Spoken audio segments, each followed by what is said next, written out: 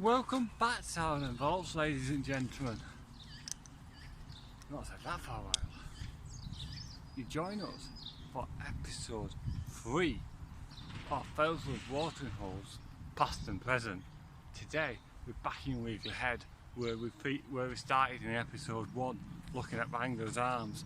We're back here looking at the pub opposite Wrangler's Arms, and we'll reveal that in a minute. But just before, if you see me pinching my skin or batting myself or wiping myself down, is go over to our Facebook page, Sound and Vaults, look for the live video we posted on the 20th of February, Father's Day, and you will see why. Because I just actually tell you now, but you can see exactly what happened. I found a hidden brook in this area, down some steps, which you've not seen action for about years or so.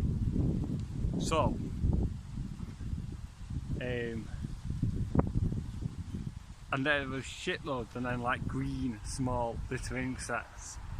I think it might be green ants, and there might be midges.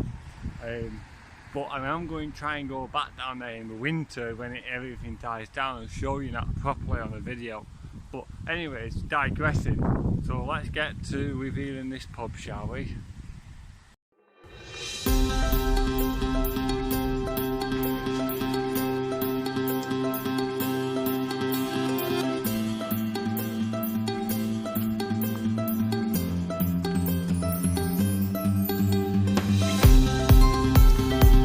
Yes, so today we're looking at that pub just in the far corner, just over there, opposite the Wrangler's Arms.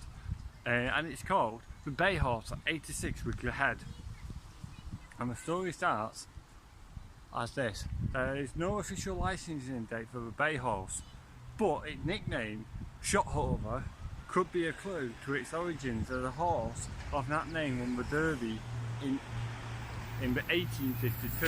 And the author could trace the beer house only as far back as 1872. when Samuel Hilton kept it according to the 1881 census. He was then living on his own, running the Bay Horse at age 74, perhaps some help of his part-time staff. The owners of the property were Robert Lancashire of Newton Heath. The 1891 Trade Dictionary listed Joseph Kennelly as a beer housekeeper, but by the time the census people came around, the 29-year-old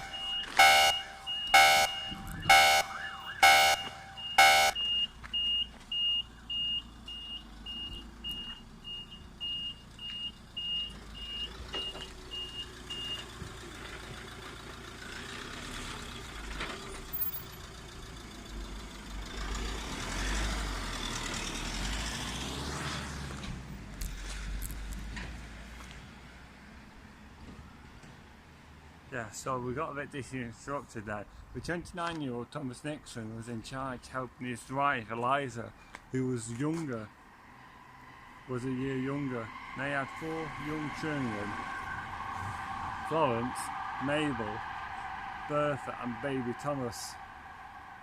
By 1893, John Hall was the licensee of the Bay Horse, and he was succeeded by Mary Hall in 1901.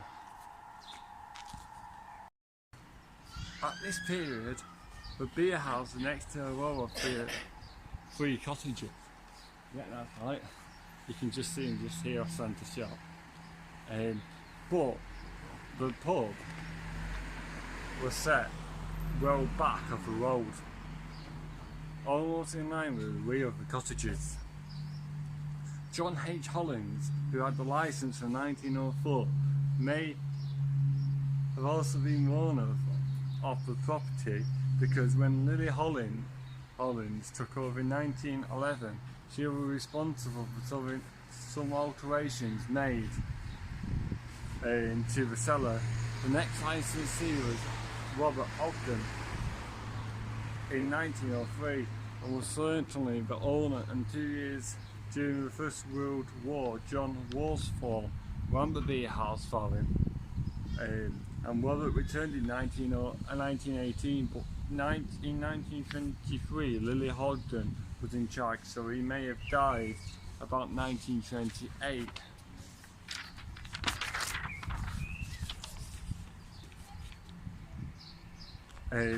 Was extended and given its present frontage. Lily continued to look after the business until 1939, when she sold the Bay Horse to Bothwell's Brewery of Newton Heath.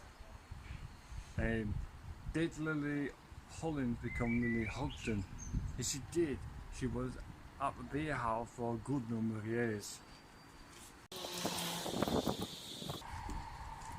Yeah, so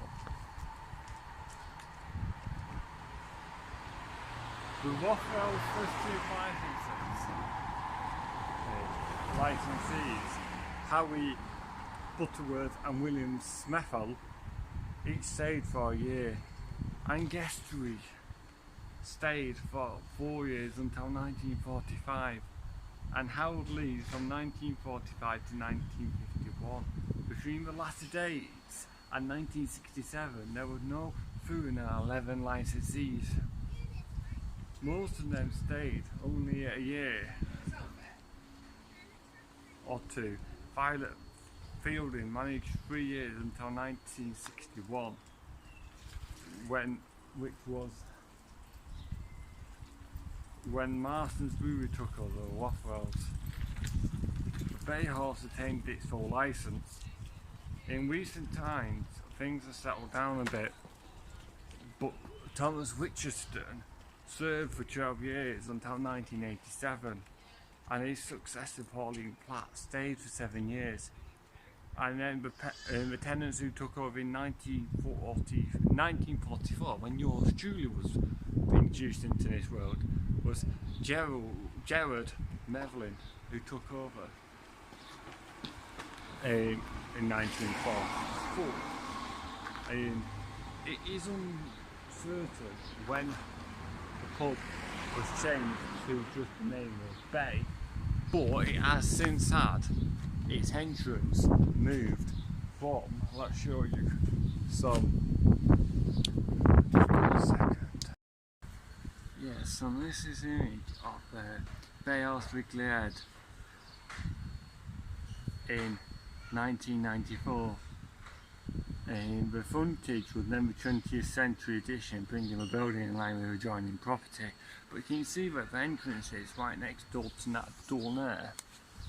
You can see the reflection of Angus Islands in the background, but yeah, so the bay entrance moved from that section there next door to that house 84 to there.